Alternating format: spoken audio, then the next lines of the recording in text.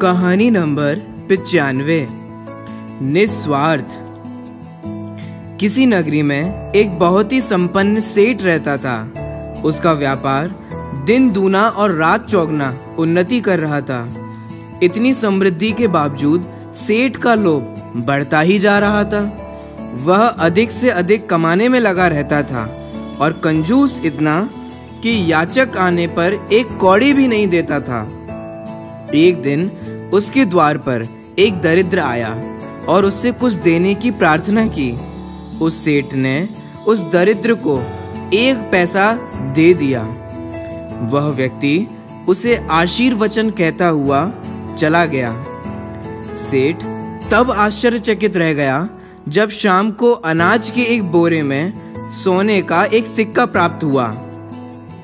सिक्का मिलने से उसे एक और जहां अत्यंत प्रसन्नता हुई, वहीं अफसोस भी हुआ कि उसने उस व्यक्ति को 1 पैसा ही क्यों दिया। अगले दिन वह व्यक्ति फिर आया। लोभी सेठ तो उसकी प्रतीक्षा में ही था। इस बार सेठ ने मुट्ठी भर पैसे उसे दान में दिए। वह व्यक्ति उस सेठ को आशीष देकर चला गया।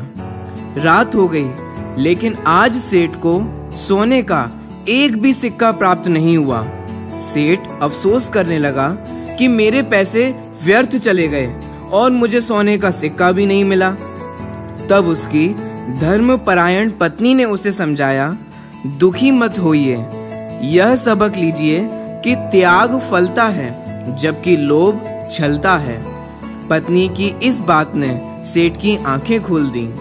इस कहानी का सार यह है कि निस्वार्थ और निष्काम भाव से किया गया दान, पूजा, अभिषेक, स्वाध्याय, व्रत आदि हमेशा अच्छा प्रतिफल देता है, जबकि स्वार्थ भाव, कामना और लौकिक इच्छा से किया गया दान, पूजा, स्वाध्याय, भगवान के दर्शन, व्रत आदि ना उपलब्धि देता है और ना आत्म संतोष।